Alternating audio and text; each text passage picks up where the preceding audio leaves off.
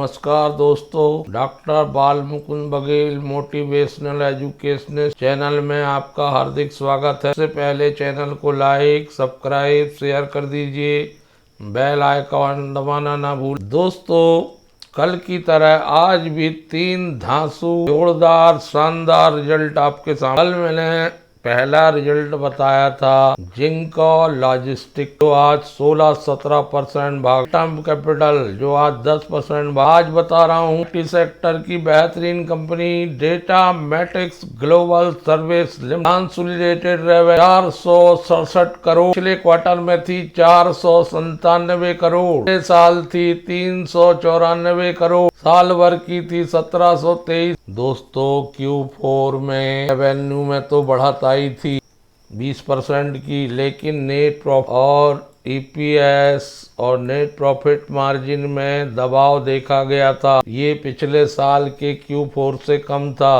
Pressure build हुआ था Q4 के रिजल्ट के बाद, जो Q1 में दूर होने की संभावना है। पिछले क्वार्टर से इनकम Q4 से, लेकिन Q1 इनकम बहुत बढ़िया है। ये 18.52% इनकम बढ़ी है Q1 to Q। Profit before tax की बात करते हैं तो 63.89 करोड़ आया है, जो पिछले क्वार्टर में था 55.52, पिछले साल था 52.95। चाहे Q2Q हो या ईयर टू ईयर, दोनों ही स्थिति में PBT बढ़कर आ रहा है। क्वार्टर टू क्वार्टर 15.27% की वृद्धि है प्रॉफिट बिफोर टैक्स में, कि ईयर टू ईयर 21% की वृद्धि नजर आ रही है। नेट प्रॉफिट आ गया है टैक्स के बाद 50.35 करोड़ का, जो पिछले क्वार्टर में 44.88 करोड़ का, जो पिछले साल था 43.82 करोड़। 12% बढ़ के आ रहा है net profit Q1 to Q1। Net profit 16% बढ़ के आ रहा है। EPS की बात करें तो 8 रुपये 52 पैसे, पिछले क्वार्टर में था 7 रुपये 60 पैसे, साल था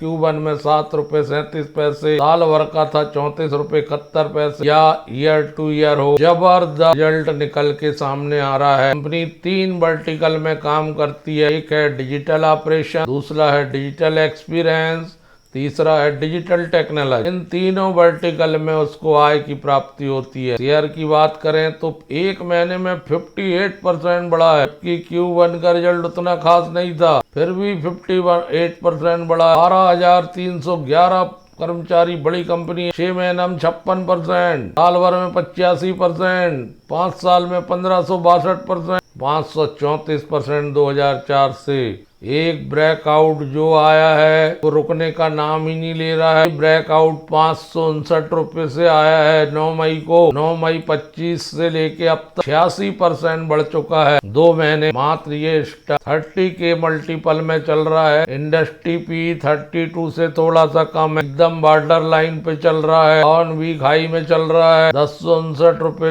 हाई है, 515 लो है। पहले कल खुलने दीजिएगा, के बाद इस पे विचार कीजिएगा, क्योंकि 52 वीक पर हाई है।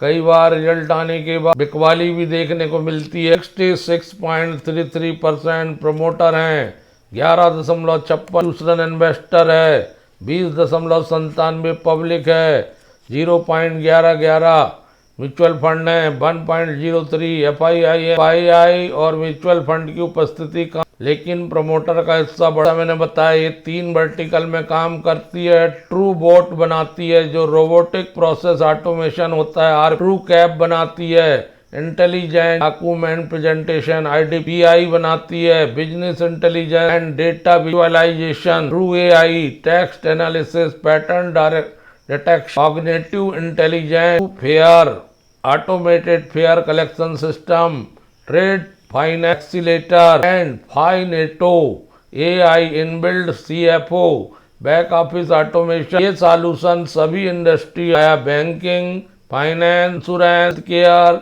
Transportation, logistic, retail, education, manufacturing, market research, international organization. 7 global delivery centres हैं अक्रॉस 4 रीजन में। 4 प्रांत एकदम से दौड़ा है 2 महीने में। कई बार जो देखा गया है कि रिजल्ट आने के बाद प्रॉफिट बुकिंग कर देते हैं। इसको खुलने दीजिए, फिर ध्यान दीजिए। दूसरा स्टॉक है हर्षा इंजीनियरिंग का। हर्षा इंजीनियरिंग जिसका आईपीओ 2022 में आया था 461 रुपए में, और फिर आईपीओ के बाद ये स्टॉक 30% नीचे आके 322 आ गया था, फिर ऊपर चला गया था, हाई तक पहुंचा 576 तक, 584 वीक का हाई है।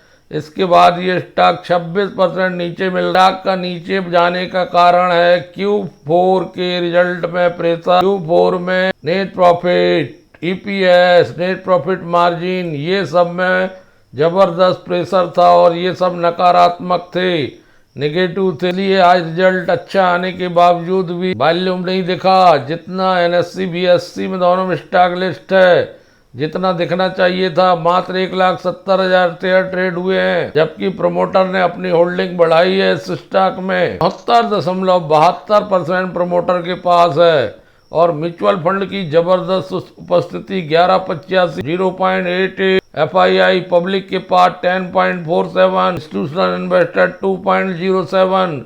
बहुत जबरदस्त उपस्थिति है म्यूचुअल फंड की। ये स्टॉक भागने वाला है एक सप्ताह के अंदर। हर्षा इंजीनियरिंग हाई 584 को पार करेगा, इस पे नजर रखिए। तो उसके काम की बात करें तो लार्जेस्ट मैन्युफैक्चरिंग कंपनी है, प्रिसीजन बीरिंग केजेस बनाती है इंडिया में, और इसका 6.5 मार्केट शेयर है। ग्लोबल ऑर्गेनाइज्ड बीरिंग ब्रास में, स्टील और पॉलीमाइड केज मार्केट में रणनीतिक रूप से इसने अपनी इकाइयां खोली हुई हैं। कई वेयर हाउस है इसके डिफरेंट लोकेशन में, पूरे विश्व 25 कंट्री को सप्लाई करती है। 5 महाद्वीपों में ये 6 ग्लोबल बीरिंग मैन्युफैक्चररों को टॉप 6 हैं, उनको सप्लाई करती है प्रोडक्ट। बीरिंग केज बनाती है, डायमीटर्स बनाती है 30 mm से लेकर 2000 mm तक के, और इसके 7500 प्रोडक्ट मैन्युफैक्चर हो चुकी है अब जब से कंपनी बनी है। हर्षा इंजीनियरिंग की इंडिया मार्केट में इसका CAGR जो बढ़ने की उम्मीद है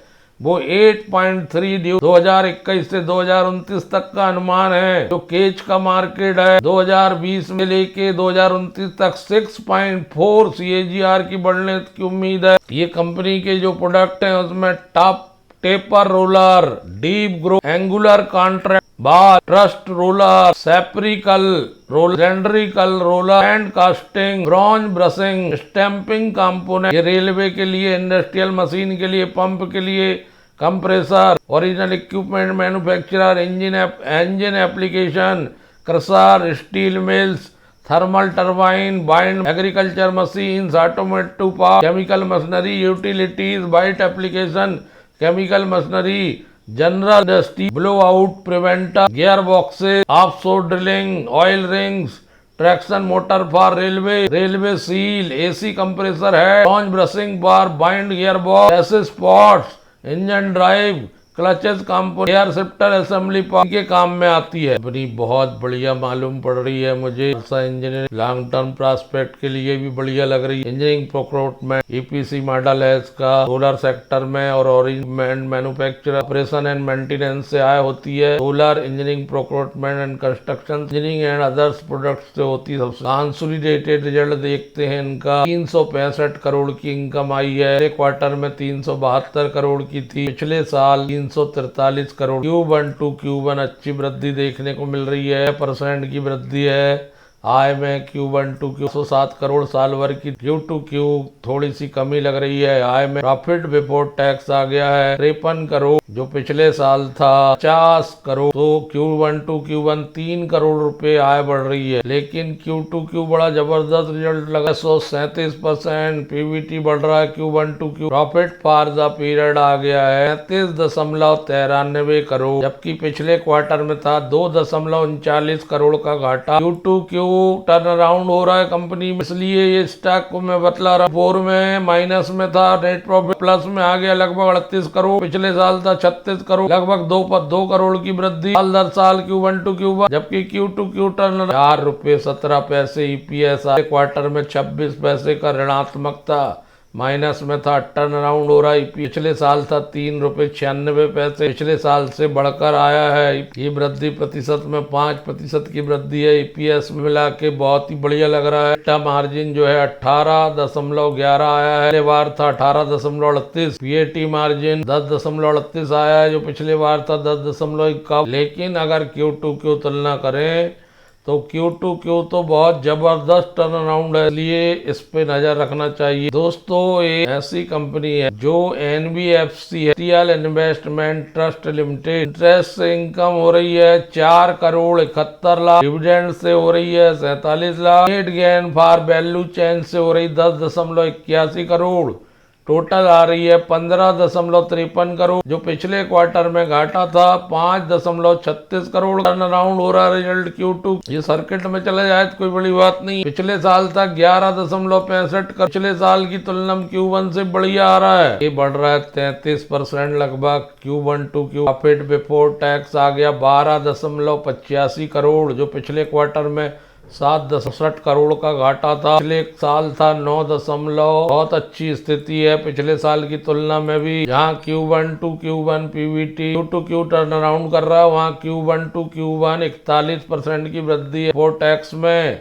नेट प्रॉफिट आ गया 10 करोड़ 32, पिछले बार 6 करोड़ 19 लाख का माइनस था, जो पिछले बार 7 करोड़ 4 लाख, लगभग 41% बढ़ता हुआ। साल भर का था 4 करोड़ 34 लाख, साल भर से एक ही तिमाही में ज्यादा आ गया। 4 रुपये 56 पैसे ईपीएस है, जो पिछले क्वार्टर में 3 रुपये 34 पैसे माइनस में था। Q1 में 3 रुपये 26 पैसे था, ये भी 41% के आसपास बढ़ रहा है। 10 रुपए की फेस वैल्यू। तो स्टॉक कोई भी अच्छा बुरा नहीं होता, जिसमें फंडामेंट अच्छे होते हैं वो स्टॉक अच्छा माना जाता है। ये कंपनी NBFC है और इन्वेस्टमेंट ट्रस्ट है, और ये कंपनी का primary revenue equity share listed और अनलिस्टेड खरीदने से होता है, म्यूचुअल फंड यूनिट से होता है, गवर्नमेंट सिक्योरिटी डिपॉजिट से होता है, इंटर कॉर्पोरेट डिपॉजिट से होता है, ग्रुप एंटाइटी लोन से होता है, margin funding and private equity stake से होता है। ये कंपनी ऑफर करती है credit related product, loan against property,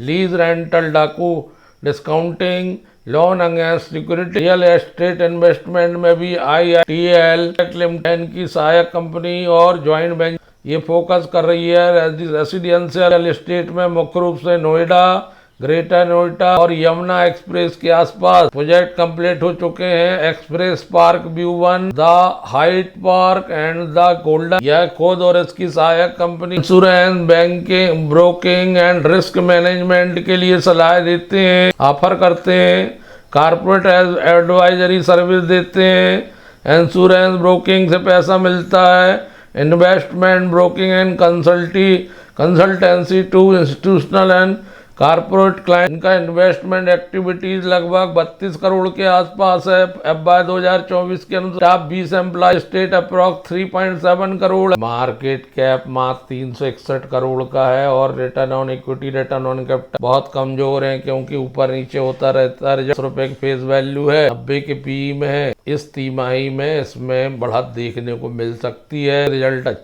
अच्छे आने से स्टॉक निश्चित रूप से आगे बढ़ 1993 में कंपनी बनी थी। ट्रस्ट किया जा सकता है 3 महीने की, ओनली फॉर 3 मंथ्स पर विचार करिए।